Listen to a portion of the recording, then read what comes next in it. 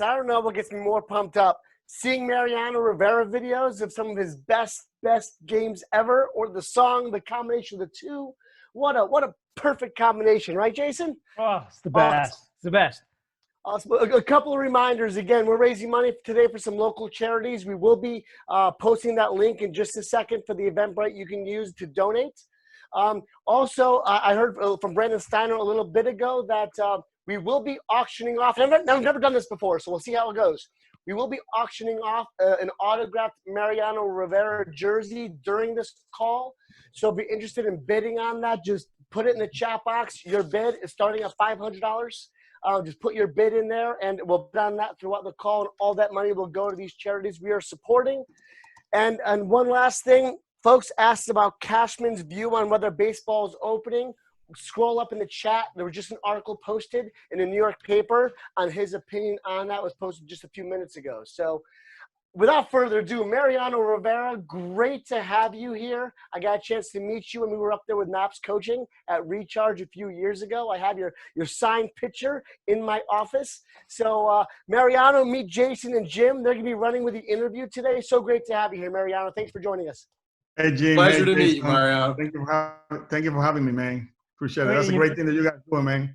It is an honor to have you here, sir. So we're going to get right into this, and we're going to ask questions. Jim, you're going to help me work the chat log, if you will, on the side and keep an eye out for questions. Perfect. So I want to jump right in here because this is a really big day of the year for Keller Williams agents. As you know, this is our red day, and this is when we reaffirm our culture in order: God, family, and business. That's who our company is. Yes. And in preparing for this, I've been reading all about you, and it kind of seems like that order really is pivotal in your life as well. Hey, man, Jason, you hit it right on the nail, right on the head. You nail it, Jason. I mean, yes, that's what we believe, and that's our belief, the God, family, business. And I love that. That's how it works. You know, and tell you what, though, guys, I mean, it's been working for me. Thank God. It has been. It's been working for you in a big way. I want to go all the way back. I want to go all the way back to the start because I want you correct the record if I get any of this wrong, please. But you grew up in a small fishing village in Panama, and I can't think of anything different than New York City than a small fishing village in Panama. Talk to me a little bit about the differences. I mean, how do you go from small town to the biggest city the world's ever known? Jason, I mean, difference, geez, night and day. I mean, small fishing village. At that time, we were like, the population was maybe like 2,000 people, the most at that time. 1990, I would say, yeah, around 2,000, 3,000 the most. Okay. And then come to New York City, where is millions of people here, just on the city, you know, and the neighbors. So I mean, a blessing, Jason. I can only say one thing, that was only a blessing from the Lord, because I mean, I wasn't capable. I wasn't. My abilities wasn't enough to be in the minor leagues.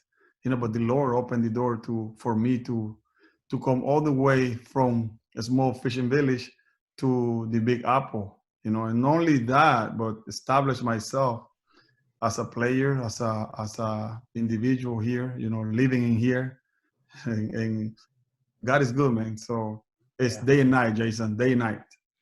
So as I've been learning more about you, it seems like that everything that you've done, you put this laser focus into.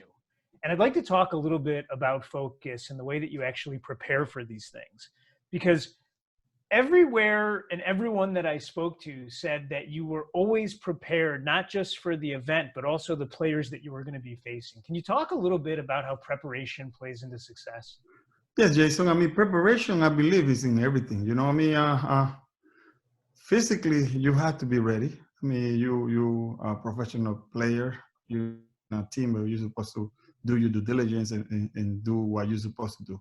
But what separates different between the good players and the great players is the mental preparation.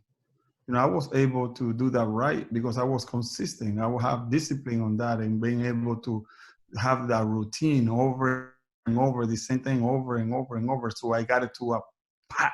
It was perfect. So, that's how I prepare myself because, mentally, Jason, that's where my focus was. Because, like I said before, physically, everybody was ready for that situation. But mentally, not too many were. You said they were, but you weren't.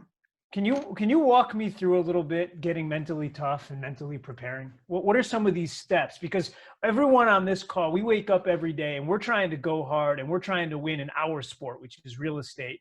And that game is played right here, like every game. Make me stronger. Jason, you have to believe in what you do. First of all, you have to believe in what you do.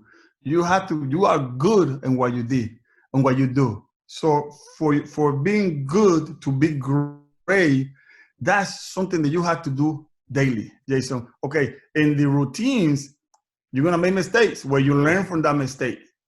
All right, and then you flip the page because tomorrow will bring a new challenge with a new different day. From that, you apply that. So mentally, that's what I did. Mentally, I was facing all this thing already before it happened. And when it happened, I did a mistake. Okay, I changed it right away.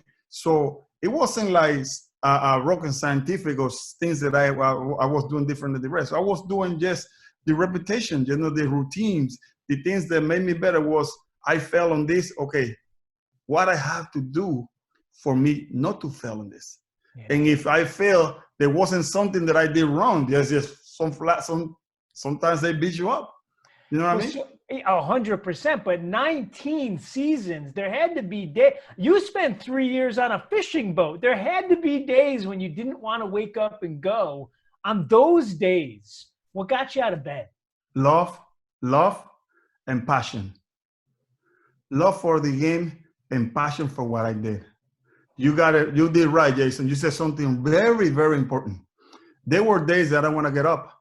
I wanted to stay with the family. 4th of July, a great day that I wanted to celebrate with the family. I couldn't because maybe I was away or maybe I was home, but I wasn't because I was working. So those days when I feel like coming around August, September, and the body's kind of a little beat up. Jason, oh man, I want to lay on my bed, man, and I just want to get up. No, but the passion and the love. I said, man, no, I have to get up. I have to get up, And those are those little things, Jason, make a lot of difference. Yes. Because when I was in bed, I said, man, I don't want to. But once I got up, everything was for that. So everything, mind and body and soul was sold for that game, that particular game, that event, whatever it was. See, so that's the little things, Jason, that separate from the others. People think that it's a lot of, you do different, you do this, you do. No. Yes, those little things that you do different. That's what make you better. You said it so clearly in an interview. You said, I get the ball, I throw the ball, I go take a shower. And in my mind, I have a mentor. His name is Gary Keller. And he keeps telling me, he says, Jason, all success is found in simplicity, but naturally everything wants to become more complicated.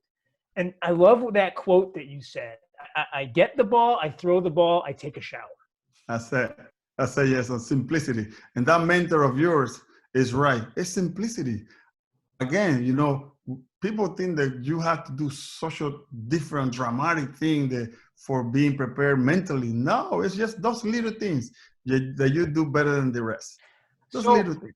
Walk me through, because in 1998, something really magical happens. In 98, you start your foundation, which I find that to be really interesting, right? Because you start playing for the Yankees, I think, in 95. And so really early in your career, you launched this foundation that has seemed to be a constant throughout your career, whether playing or in retirement. Was there something that happened in 98 or some reason that you chose that year to start it? Well, Jason, the reason that I chose that year to start it was because I have a little bit more money. Okay. And I was putting my money into the foundation. The foundation was private at that moment. So I was funding the foundation with my wife. So although I wasn't making a lot of money at that time, I was so happy, Jason. I mean, so happy because I was able to help others. I was able to send boys and girls to school through scholarship that we did through the foundation. And that's what we stand. You know, we believe in education. We believe that people and boys and girls need second chances and third chances and sometimes fourth chances. You know, so I mean, I wanted to be their voices and their hands and their feet. So when I opened the foundation, my wife and I and mom, I was so happy and motivated because I said, man, thank you, Lord, that you're giving me the opportunity. Although I don't make that much money, but that doesn't matter. I'm happy with that, you know, because I mean, if I continue doing my job, the money will be there. So I don't worry about that. I was happy because I was helping others, especially when it comes to teenagers, boys and girls, they need, you know. So why education though? I mean, the truth is when I study your past, it wasn't like you spent all of this time in formal education. You ended up getting an amazing education within sports and then within life. How come you decided to invest so heavily in formal education and giving those kids that opportunity? Education for me, I remember when I was back home in high school, I didn't know back then, well, we didn't call it bullying back then. Okay, now we call it bullying. Yeah. Back then, I mean, because my town was a fishing village and we made flour out of the sardines and a company that was doing that. So the town smelled. Every time that they were processing that fish, imagine frying fish and make it in a powder, forget about it. So we were going anywhere we can hide on the ground and we still smell like fish. So I was going to school and then boys, more guys were telling me, hey man, you smell like fish and you like this. And I explained, I said, look, this is the reason why it's like this. It's not that I wanted to smell like this, but anyway, that took only 2 weeks. The third week I was fighting, you know, and that, Jason, pushed me away from school. I don't want to go to that school. I wanted to go to the school where my sister was because they were doing a trade. I wanted to be an auto mechanic. So the school that I was more like science and all that stuff. I don't want to do that. So I said, well, and my parents, unfortunately, they didn't give me the right advice. And I said, well, I don't want to go to school. And he says, well, you go to that school. You have to go. I said, man, I'm going to work. You know, because I don't want to go. I don't want to continue fighting because I had to defend myself because I was through that. So that's the reason, Jason, what I believe that education is important. And the other reason is that you know, although you can be that great athlete, but if one wrong step or swing or throw or whatever, your career is in jeopardy. And if you don't have nothing to support, if you don't make it to the big leagues or NFL or NBA, what will happen then? You know, so for me, that's the reason why, you know, education is so heavily important for me. It's interesting because the way that you describe, anything could happen. You could get injured. And while I was reading, I read the story about your uncle who gets injured on a fishing boat, and a month later, may he rest in peace. We passed. Yes. And it really makes me think that every single day is such a gift, and the charity and the foundation that you started is about maximizing that gift. That's right, Jason. That's right. Maximizing everything that we are, that we have, and that we share with others. And at that time, like I said, Jason, at that time, the foundation was private. I was the one, because I was working, I was making a lot of money. So I was able to fund the foundation the way I wanted to and help as many people that I could. But once I left the game, that income wasn't there no longer. So I said, you know what, man, I need the fans. I need people to help me, people that believe, people that have the same belief that I have, and anyone to help me to send these boys and girls to school. and provide other stuff. You know, we provide school bags, you know, Yeah, the backpacks, backpacks, and helping with churches in Panama, here, Puerto Rico, Dominican Republic, Mexico. I mean, we've been doing a lot of stuff and continue doing. You know, right now we're just giving food to those in need back in New Rochelle. So, I mean, we're heavily involved with the community, which I love. Jason, it's amazing. I don't make no money, but man, it's wonderful. You're seeing people giving you things for what you do, and you're standing on the line, and when you see their smile on their faces when they're receiving some bag of food, man, Jason, that has no words. That changes. That changes it. I want to go back and forth between baseball and philanthropy because I think that they're both massively important. Talk to me a little bit about what it takes. All of these game sevens and all of these it's one thing to be a pitcher. It's another thing to be a closer. Yes. That has to feel like a tremendous amount of pressure. And they call you the Sandman, and it almost seemed like you were immune to any of that pressure. Were you, or were you just really great at controlling it? Jason, there's a lot of pressure. I mean, there's so much pressure there. Jim have a lot of hair. It's like me. I used to have an afro, guys. For the son, everything went out. That's how much pressure that position is, Jason. But I believe that you have to manage it right. You have to be a great manager to manage that position. Because, I mean, and understand the position and your job.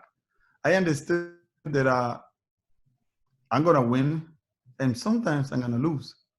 If the percentage that I'm losing is little, 5%, 2, 3%, I'm okay with that. Because the 90% or the 98% that I'm being successful, that's Hall of Famer numbers. Yeah. Yes. All right. So I understood that, Jason, Jim. I understood that. So because that, I was able to manage the game. I mean, I always were giving my 100% every game. Maybe I didn't feel 100%, but here I was 1,000%.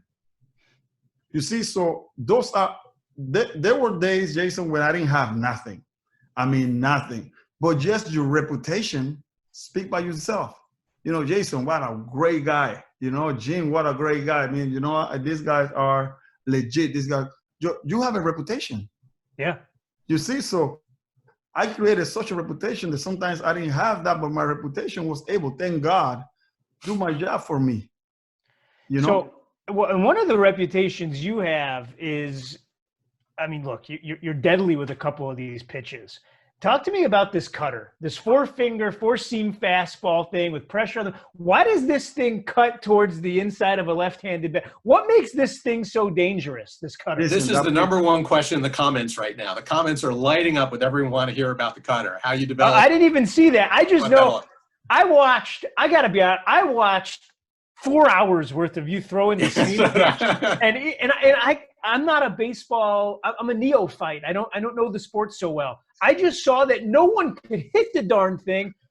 Talk me through this pitch. Even when they knew it was coming, they couldn't hit it. They can't hit it. It was incredible. I mean, the only thing that I didn't do, guys, was telling them verbally, "Hey, guys, it's coming. Yeah, it's coming." You know? That's the only thing I didn't do. But Jason, what is, and Jim, what this was amazing was that this pitch was came from heaven. This was given by God. And when I say that, I truly mean it, because I was playing catch in 1997. I just became the New York Yankees closer.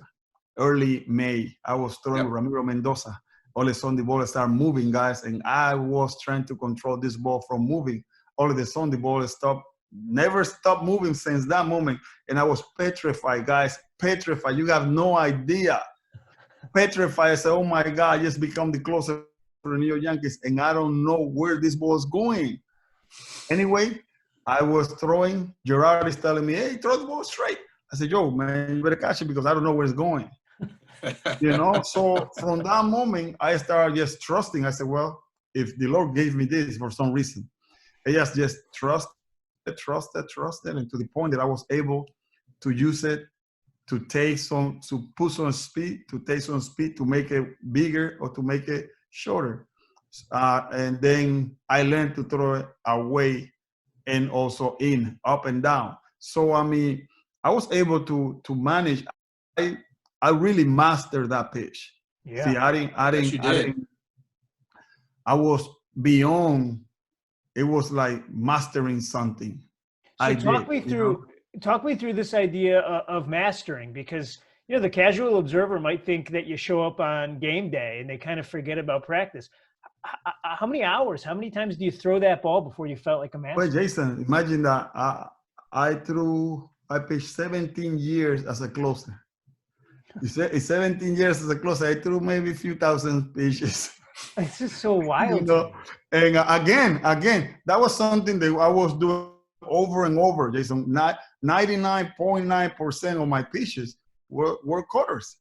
So I was throwing it so much that I was able to see how I was doing with some hitters and where it was going to the lefties or to the righties and how I was engaging with that pitch. So it was so amazing, Jason, that a lot of people were telling me, Mariano, you have to change players, coaches. You have to throw another pitch because you won't be successful in this. I said, okay, here comes spring training. I start working in changeup. I start working in slider and all that stuff. So the minute like 2 days to break camp, I said, man, I ain't throwing no change. I'm going with my cutter, buddy. That's the pitch that the God gave me. I'm gonna use that. You know what? I mean, I'm telling you, a lot of people, Jason, a lot of players and coaches. So Mariano, you have to do Mariano. And thank God they didn't listen. I mean, I did listen, but I was going with my guts. With my guts. And in our business, we're always trying to find a way to generate leads. Who are the buyers and who are the sellers? And Gary Keller, he says, put all your eggs in one basket and then watch that basket. Watch that basket. And it's similar because you don't have to do 10 or 12 things well in business. You can do one thing better than anyone else. There you go. Amen to that. One thing, but you do it better than anybody else. And that's what I did, Jason. That's what I did. Because, Jim, think about this. I mean, the guys used to come to me. I mean, pitchers, big leaguer pitchers, and talk to me for an hour. American League, National League, didn't matter. They come to me, Mariano, can I speak to your coach? What do you want?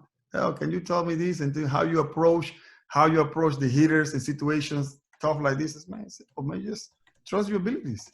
You know, so I spoke to a lot of players, buddy, a lot of hitters, pitchers, it don't matter.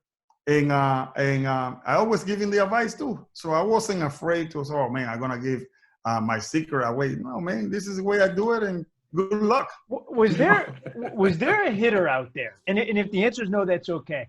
But everyone has a nemesis. Batman, you know, he's got the Joker. And was there anyone out there that you just, every time you knew you were going up, you were a little more nervous, or you knew it was going to be a battle? Not nervous, Jason, but I was. That player was Edgar Martinez. Yes. Listen, man, Edgar Martinez, I get in crease. I throw this pitch, and I get in 2 strikes. Okay, 1-2, quick. All of a sudden, the third pitch never came.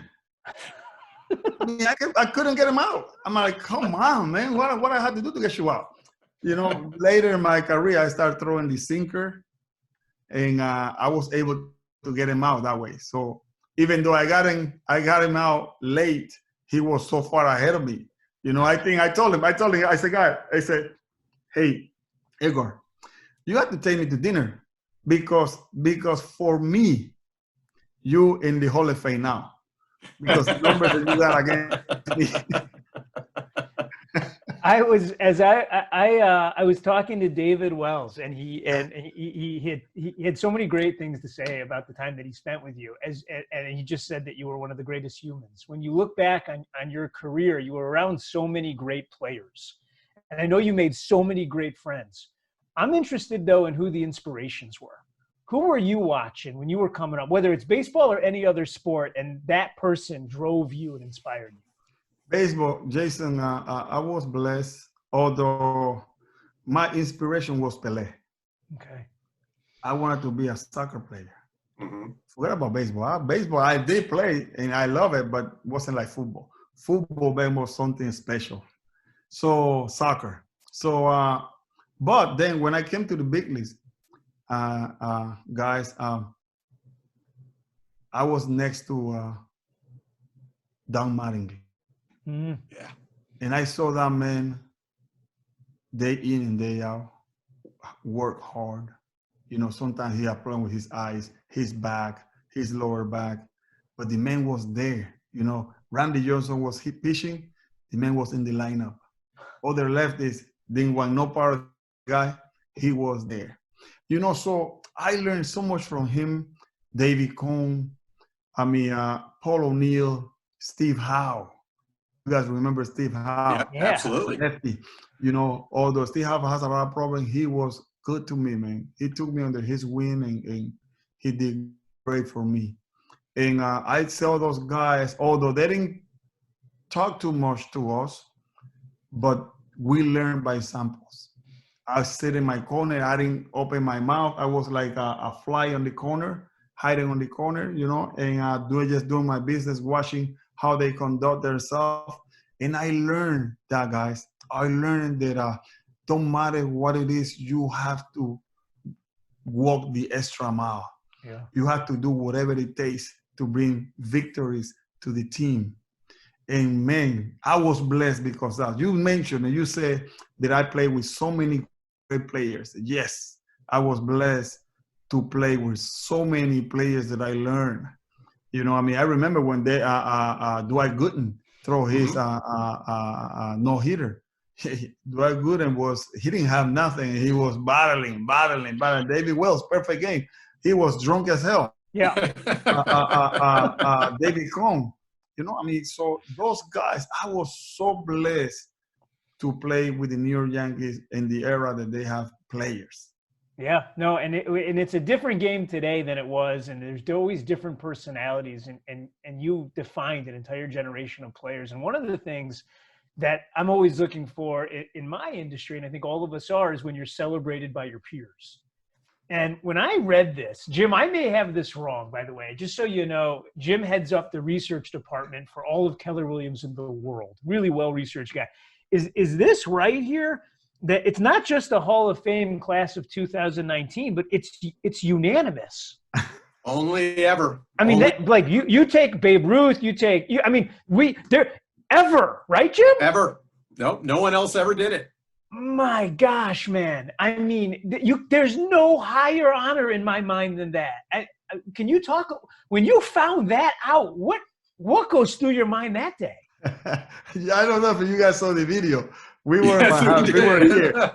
We were here, and they were ESPN, they were Yes Network, they were channels from back home, Panama.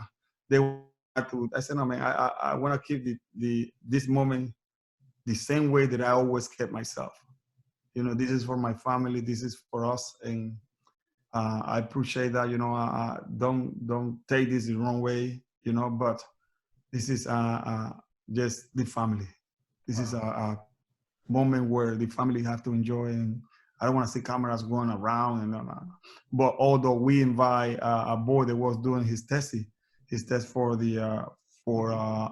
I think in Iona, and he had the honor to do everything. When we heard they say about the Hall of Fame, and well, I knew there was, you know, it will be a Hall of Fame. The thing that we want to know is what was the percentage? Yeah, 100%. That's amazing. And then the guy said, Mariano, we have another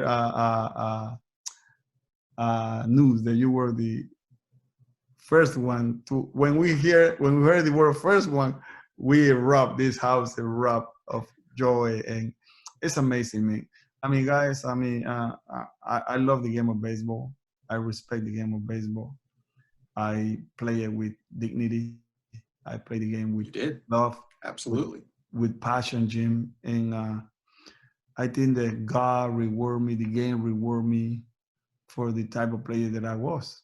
I respect everybody. I respect the media. I give them their time. I respect the opposite teams.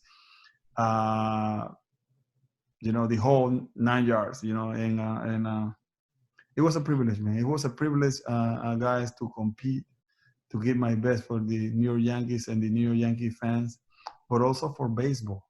Sure. To stand up, stand in the gap, and say, you know what, there are people that play the game with dignity and honor, and I'm proud of that. So I mean, I guess that the Lord blessed me in that way. So I mean, well, guys, not that I'm better than anyone, though. Not that I'm better than, but you know what? I mean, I can say that I did whatever was in my hand to do it right for baseball and for the New York Yankees. Well, you actually, if I'm not mistaken, you took the Lord with you to the mound every time you went. You actually inscribed it right into your glove. Is that right? That's right. That's right, buddy. That's right. I absolutely love it. Let me tell you one thing quick before that. It was so powerful that when in moments when we were and I started praying, I was praying the Lord, come on, please, we need to win this game. You have to help us out, and the Lord, and we won the game. But one time, guys, it was in '98. We played against Atlanta right after the All-Star break, and I felt so good, and thank God for the teaching. Okay, the teaching. Thank God for the teaching. This was a teaching to me. I felt we were winning by 3 runs, and I felt like, oh, I got this, and the Lord taught me a lesson that I never forget. I didn't hear the voice, but in my heart, I felt like the Lord saying, you know what? I'm gonna teach you that you're not in control. I'm in control. Guys, if you give me, not because it was me, but you give me the game winning by 3 runs, yeah, we know. That's lights out. Pretty much was over. That's lights out. That day, guys, I was throwing like 2, 3 pitches, 4 pitches, 5 pitches, and maybe the game was tied. And within the next pitch, we were losing by 1 or 2. And I was so thankful. Not that I lost the game, I was furious, but at the same time, thankful for the Lord to teach me, to tell me that humbling and beautiful teaching about understanding that He is in control. So brother, that was my Hall of Fame moment. After that, man, the Lord was all over me, all over, everywhere. Well, and it's tough, the lifestyle that you're living with team groupies and showing up in different cities and the limos and the planes, and that life gets really, really fast. It sounds like you were able to stay grounded in faith regardless of how big the stage became. Yes, sir. I mean, I have a great team. I mean, I did have the New York Yankees team in teammates, but I have the team of my family, my wife, my kids, parents. That if my wife couldn't travel with me, a friend was traveling with me. If you know my son, well, she's been with you she's been with you a long time. From the get-go, brother. From Panama, we were 6 years old. Yeah, you were kids when you met. We grew up in the same neighborhood. She was like 600-700 feet away from me. So I mean, we went to high school. We went she continued college, and but it was amazing, man. So yeah, she's a keeper. She's a keeper, guys. She's a keeper. Talk to me, and I want to cross a couple of business topics with you, if I could, because with money comes options. We all know that, and you've bought real estate. You own beautiful homes, and we're all realtors. Can you tell us 1 or 2 things that you look for in a good real estate experience? What do you want from your real estate agent? Well, I mean, obviously, for my real estate agent, I want the best service they can give me. Meaning, okay, I mean, hey, Mariano, it's like when you have an agent, the agent will tell me, Mariano, I wanted to be your agent, but you have to do this. I said, yes, definitely. So if I don't do nothing, can you do the same thing for me? I said, no, you have to produce. I said, definitely. So I had to produce. So I had to really watch the person that I'm gonna pick. Yeah. When I picked that person, I said, man, this is what I expect. I mean, I'm a clean you know, you tell me what it is. I tell you what I expect. You know, I want you to watch in this and show me the best that you have. Yes. You know, don't hide anything. Just tell me the way it is. That's what what I'm hearing from you, you're telling me that you want an agent that you can trust, someone that's going to be honest with good news and bad, and someone who's going to give it to you straight. That's it. That's what I'm looking for, Jason. Here's what's really fascinating about that. They do polling every year on people who sell their home. And 61% of all buyers and sellers, the number one thing they want is an agent that they can trust. And it doesn't sound like it matters whether you're a professional athlete or somebody who's a mechanic. Like you said earlier, everyone wants to trust their agent. That's that. It's a big thing when you have someone that you trust. You know, because so many funny people out there, you know, that you don't know. You know, they tell you, oh, they're the greatest thing. You know, when you go with them, the result is you might lose everything or there's nothing there. Talk to me a little bit about money, because I watch a lot, and we've all seen it, documentaries where athletes end up coming out broke or they don't save the amount of money they can. When you talk to younger guys that are coming up, what advice can you give us about wealth? Well, guys, that's a great question, because, I mean, coming from humble beginnings, you know, back home in Panama, although we make a good living during the season on fishing, okay? Because there's season and they stop and you will make no money. Sometimes you cash a lot, sometimes you cash less, sometimes you don't cash anything. But we were making a lot of money anyway. And one time I made like $60 in a week, okay? Fishing the whole, from Monday, Holy Week from Monday to Thursday. Okay. And the next day that was back home. I was maybe like 18 years old. And the guys were playing dice and all that stuff. So I just got there and I was drinking a beer, and all of a sudden I was betting. Not that I was throwing the dice, but I was betting. Anyway, I lost like $50 of those 60. I was sick. Wow. Guys, I was sick. I went home. I literally almost was in tears. What I'm saying, that was my teaching about gambling. I don't gamble. Yeah. I never gamble. That's one of the biggest mistakes that people do. You know, people with money try to gamble and thinking that they're going to make more money. Casinos never lose, man. Yeah. Casinos never lose. You know, that's one thing, guys. Another thing is the entourage. You know, you have you're doing good. Why you have to have some people to affirm what you know? If you're a good player, you should know that you're a good player. But that doesn't make you better or less. Why you have to have 30, 40 entourage people around you telling you, oh, you're the greatest, you're the best, and you need this, and you are the man. No, don't take nothing from no one. What is that? That's insecurity. To me, that's insecurity. Yes. You know, to me, that's man, you don't need that. You know who you need? You need your wife, your kids, and your family with you. Yes. That's my entourage. Whatever I was my wife, my kids, or my father, my mother, my in-laws. You know, that was my entourage. That's still my entourage. What I'm trying to say is that, you know, when you have those things like that, I don't care what kind of money you make, it will go. Yes. You know, It will go. It will go. And that's the most important thing, man. You invested. I heard about Shaq. I heard something that he still has the first paycheck that he made. That's right. You know, I've heard that as well. That's the ability. That's the way you have to do it. I mean, why you have to presume that you're the best because you have 5 Ferraris and 3 Lamborghinis and Rolls Royce and all that stuff? That make you better? Come on, man.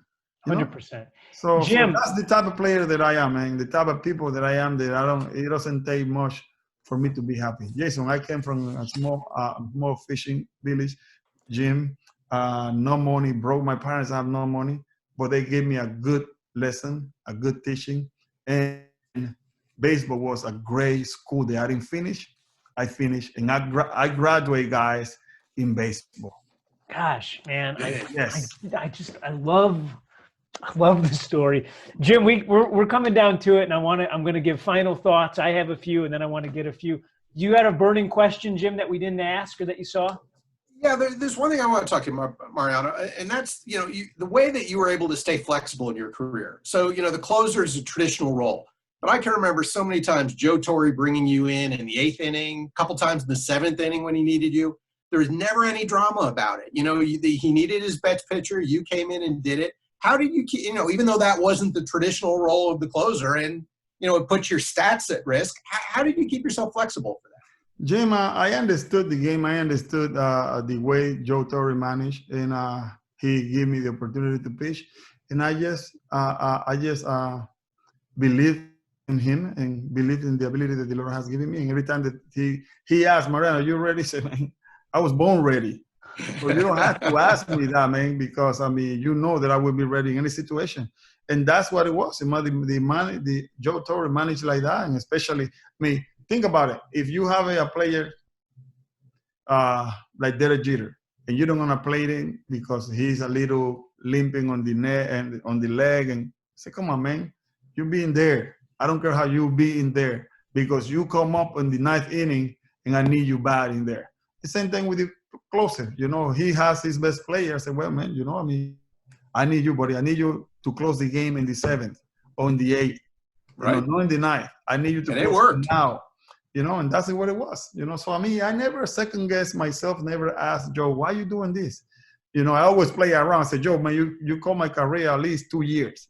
I easily could have played 21, 22 years, but man, you're pitching me so much that you took some bullets from my arm, man. But I tell you, man, it was a privilege and honor, guys, to play for that man.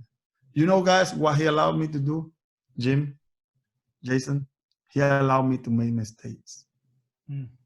Yeah. He allowed me to make mistakes.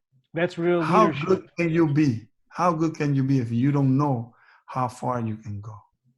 Agreed. Therefore, the only way that you're going to find out, Jason, is going into the fire. It's going into the fire. And he allowed me to do that.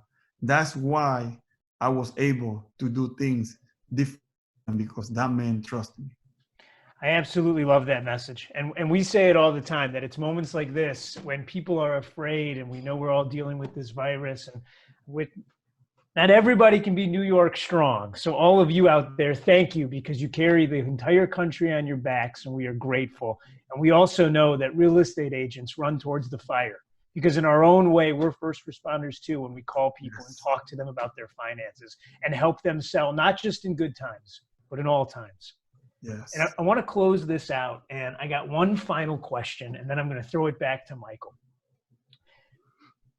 I pulled a stat sheet. I pulled all of the things, right? 19 seasons and 13 All-Stars and 5 World Series, and I got all of it. And the truth is, at the beginning of this discussion, I was going to ask you about all of them. But it seems like now, after hearing everything you're saying, you would probably put your relationship with God and your family right above your business, which was baseball. That's how we think about the world also. And I want to close with a final thought. I want to ask you one final question. Baseball, you're now not playing. And so you wake up every day and you do something new. And yet it feels like you're as mission-driven today as you were when you were winning championships. Yes. Looking out over the next 5 years, what's the big goal? What do you really want to accomplish with these foundations? And how can we help you get there? Jason, great question, man. And thank you for asking that question, because this is something that is important. I wanted to be able, just so that when I pass, when I go away, man, I want you to remind me as a guy that always is staying firm for those in need, those less fortunate. I don't staying up for me. God stand up for me. I wanted to use the platform that God has given me to bless others, to help others.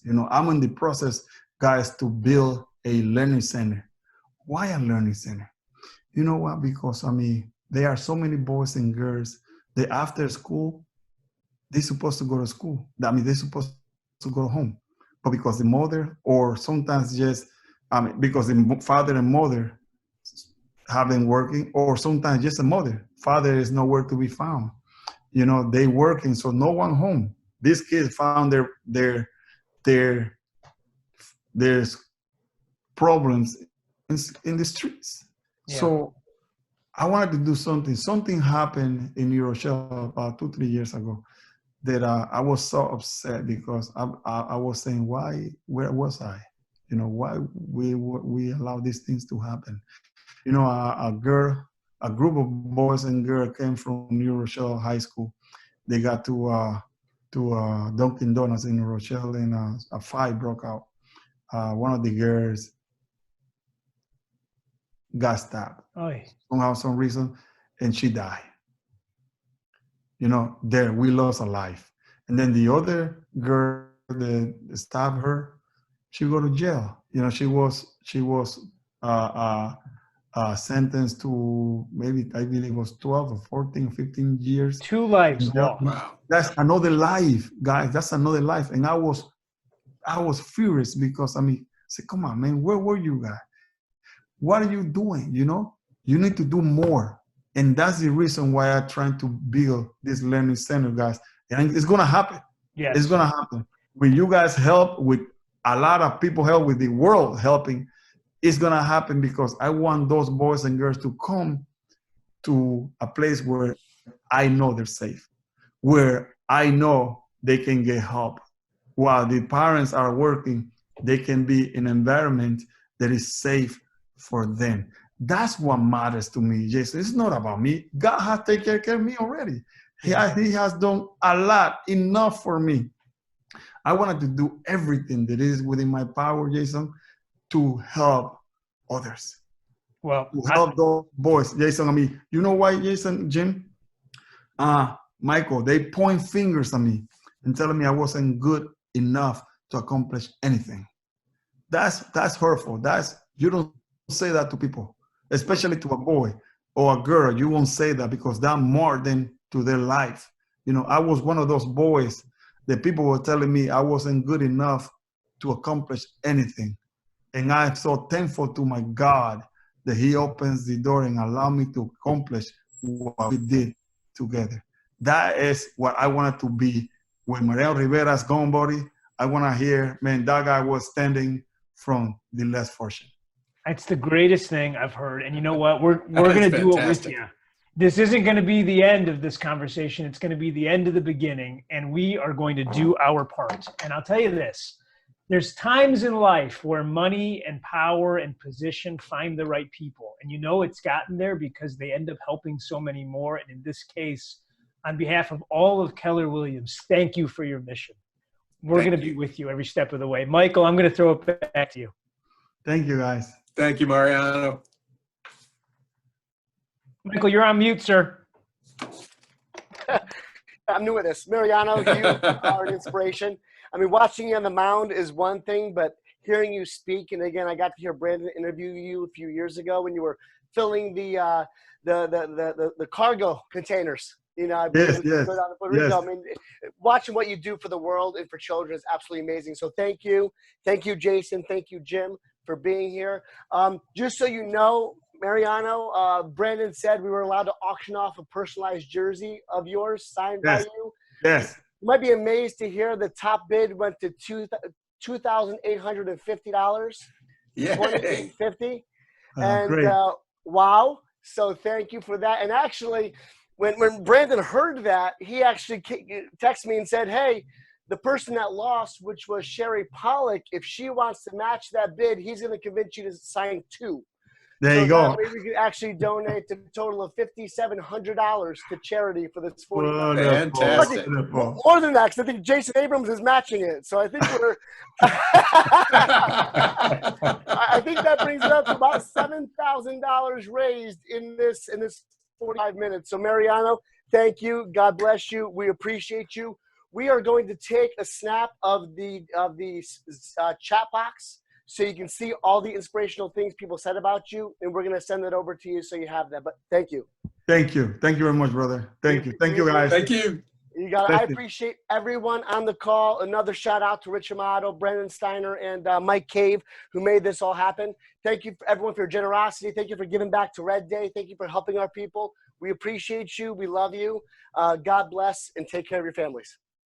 Thank you, guys. Take care. Thanks again, Mariano. Thank you, guys. Thank you, Jim. Thank you.